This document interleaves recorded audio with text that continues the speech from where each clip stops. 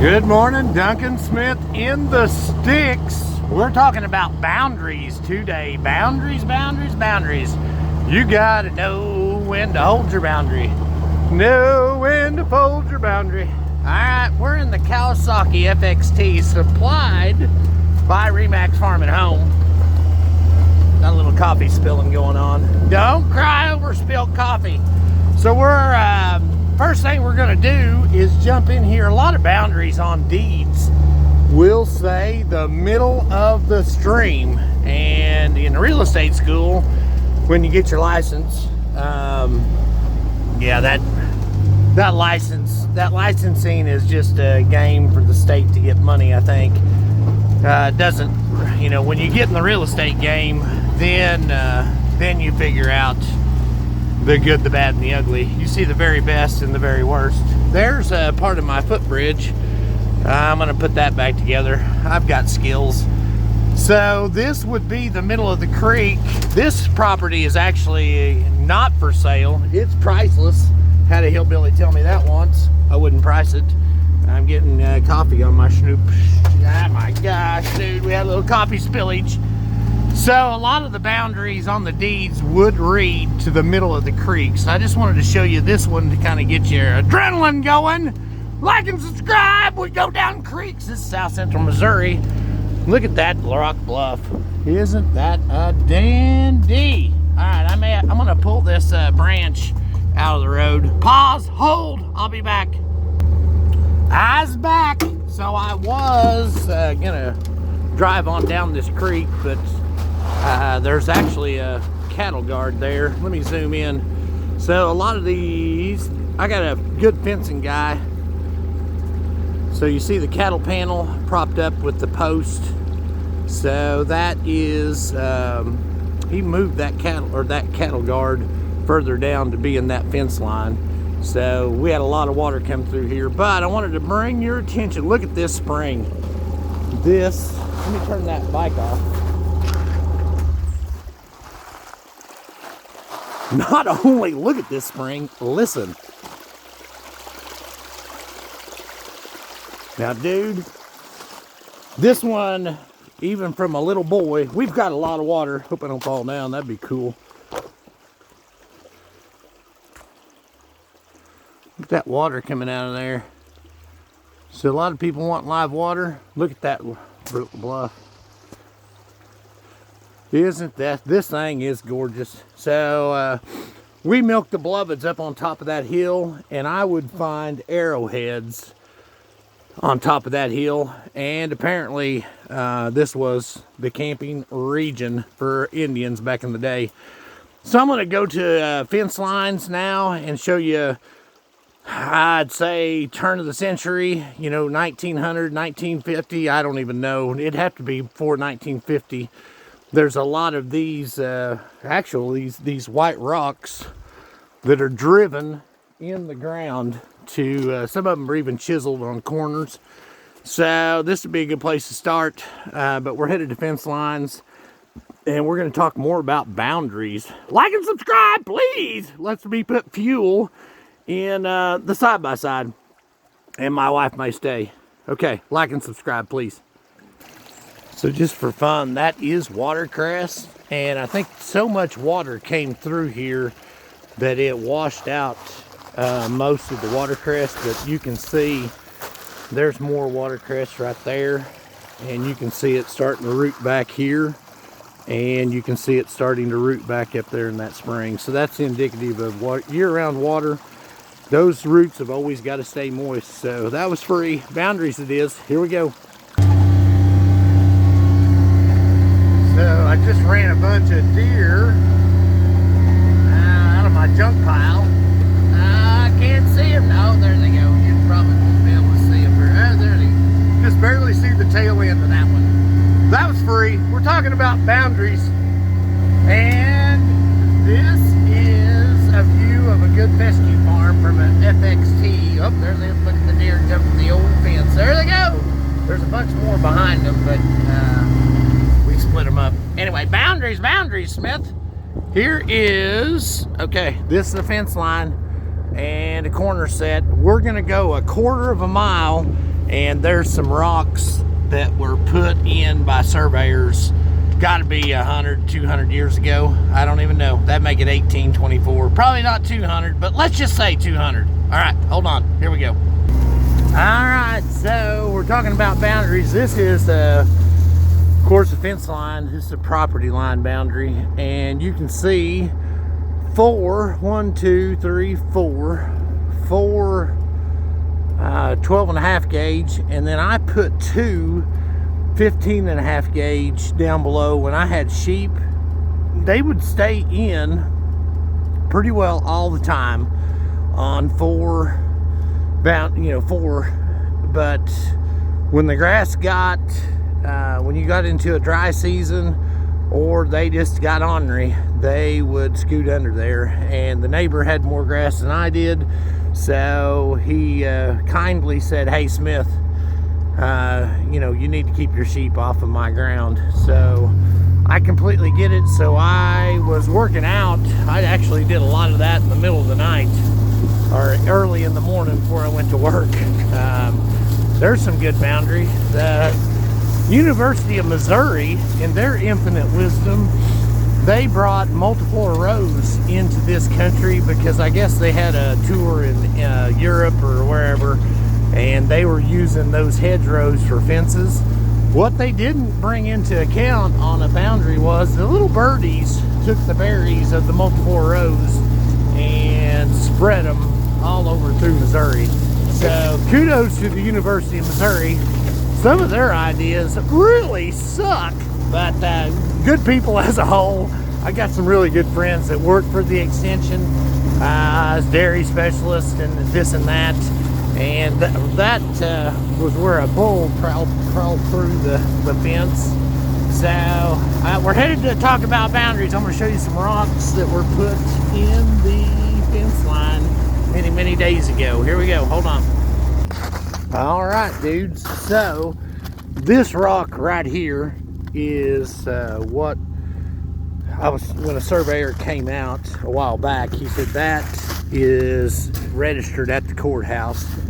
And you can look a lot of times down these fence lines and you can see way across the ridge, and it's a line that continually goes. So interestingly enough, this is a quarter of a mile, so this is a 40-acre piece. And then if you were to go down a quarter of a mile, basically to where we were whenever we came through that gate right after the deer, and look back across, I'm going to take you to 3 stones that are represent a half a mile, and they line up. And this one, I know you can't really see it, but it lines up with another fence on over at that hayfield. It's actually quite amazing when you look across the countryside. But we're going to go up to an 80-acre piece. I'm going to take you down another fence line, show you the county line, and then a rock that's driven in the ground with a corner etched in it. So surveyors were giving it all they got. Here we go. So actually there is another big rock here, and you can tell these rolls were made in quarter-mile stretches. And that's another interesting thing. When you come to a property line, a lot of times you'll see rocks where they've carried them over and dumped them where they don't get their equipment in them year after year after year. And it gave the women and small children something to do. Sorry. And a lot of times dozers, this was all timber back in the day, and the surveyors came through and miraculously put these corner set stones in, and with a compass and rods and chains. And the dozers, when they came through, a lot of them did not make it, but there is still a lot of them. Anytime there's a highway construction project, like MM Highway is about 2 miles this way, it'd be east of this location, and when they sell property that far over, those markers are gone, so they'll have to come over here and do a little treasure hunt to find boundary markers. They charge by the hour, and I don't blame them, but what an interesting profession to find boundaries, hidden treasures But we're going to go over to the corner of this hayfield and I'll show you some other markers. Here we go. Okay, so interestingly enough, this corner set represents the county line for right in Texas County. So on this side, to the east of this corner set is Texas County, and to the west is Wright County. And this, my dad, when he bought this farm, there was a cornfield, and it was the only open spot in this whole thing, and he really felt like he didn't need that much hay ground, and this was a little rougher and maybe still in timber, I'm not sure, because he did have a dozer in here in the 60s. But at any rate, he fenced, there's 80 acres. This is a half a mile fence line that we're driving down, and I'm going to show you that real cool corner marker. But anytime you're coming, you know, on a farm and you've seen where they've tied these together with a corner set or not, you know you're at a quarter of a mile. So this is 1/4 of a mile from this post to that gate set where we stopped last. So interesting enough, boundaries, here we go. It's colder than a Snoopy out here. I hope I get some views and some subscriptions out of this deal. I want to give it a slow spin. This is a super cool place. I'd like to build mama a cabin out here someday. Okay, boundaries, I say. What the heck, I thought I'd give you a view across that fence. It's about 72 acres of open ground whenever we were cutting hay. And we did a little pushing here a couple months ago, pushed out a fence line, and it'll probably add another acre to it, maybe not quite that much. So there'll be 73 open acres. But I know as a young teenager that went out and partied all night and then got on a Heston tractor with a disc bind on behind you, that steady purr, that half a mile run would put you to sleep. So I would get out of that tractor and run around and then get back in. But anyway, that's just a crazy random story. Boundaries. All right, so we, friend of mine, good fencer friend, we drove these corners in, and the fence line was right here on this old walnut stump. But this is actually the marker that I was talking about. I'm trying to, so you can see this corner in that stone, I think, and that's, man, that's really super cool. So we actually, we just decided, since the fence was in that tree, and this is the official marker, we really don't know within a foot or two. So we just split the difference, put the corner set in here, and you know, that's going to give this farm a little bit of more ground, but it's, as you can tell, it's not like prime ground.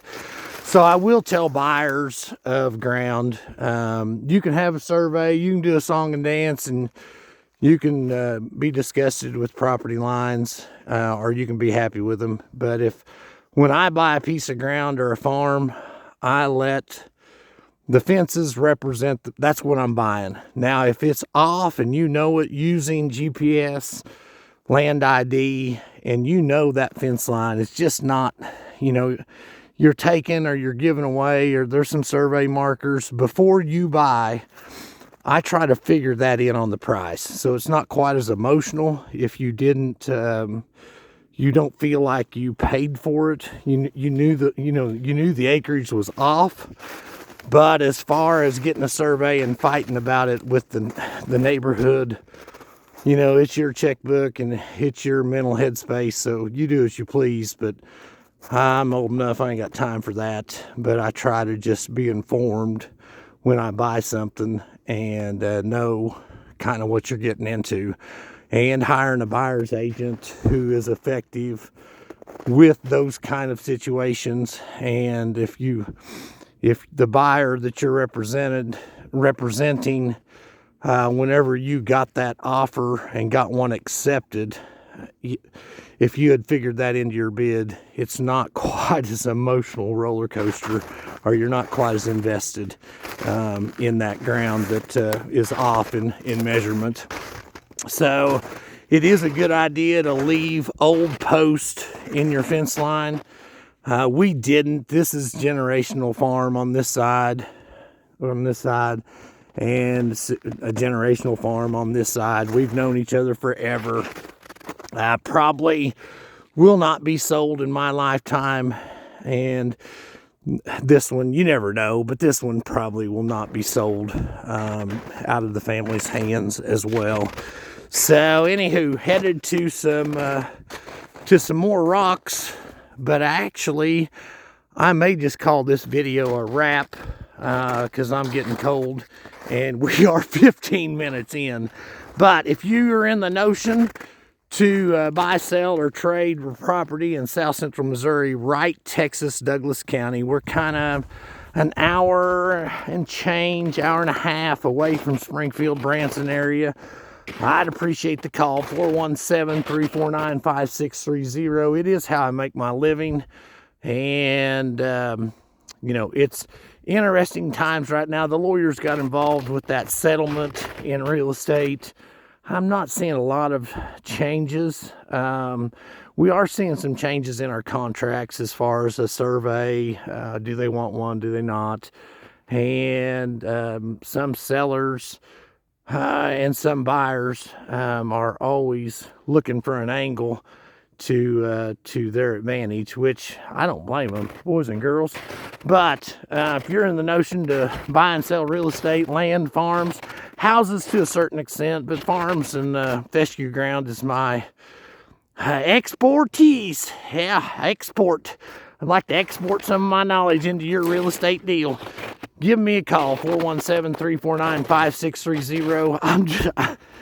My legs are cold, and I may work another video into boundaries, depending on how good this one does. So, be blessed. Have a good day. Over and out.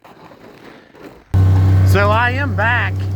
You know, when you come to look at property in Missouri, we've got the tools. We've got the FXT side by side. We've got, I've actually got a motorcycle. And, you know, just to get your feet wet, we'll go see different properties, get some, you know, it's always good to have a backup whenever you're wanting to buy a farm and you've got two that are similar in what they have to offer. And that's a good pivot point or leverage point for price. But I like to give an overview of a farm. You know, larger acreages take an hour or 2 hours, and then narrow it down to one or two. And when you get dead dog serious, I like to walk all of the boundaries or ride all the boundaries, kind of get a sense. If there's a fence there, that's a really good representation of a boundary line. And it just, you know, good fences make good neighbors, and good neighbors have good boundaries. So, anywho, just a random tidbit. I had to get another minute in on my Duncan Smith in the Stick video. Look at this beautiful crisp morning. My old bones are getting cold. I'm gonna probably not be back, but you never know. Random times over. Who doesn't like pictures of newborn baby calves? That was probably a couple days old. But these aren't my cattle, but look, oh, there's another black white face, bronco face. Look at these babies. That's a nice bronco face calf. Okay, boundaries. Sorry, had to get a snapshot of the calf in there. If you're in the notion to live the dream, right there's my son Zebu. So those novelty cattle, he bought into those. Woo! Way to go, son. Okay, boundaries, I say. That calf cannot be more than a couple days old. Look at it. Where the mamas lick the navel. Keep the infection out of the navel. Boy, that'd be a cold run, wouldn't it? There's another zebu pick. Hold on, let me get a close-up of the zebu pick.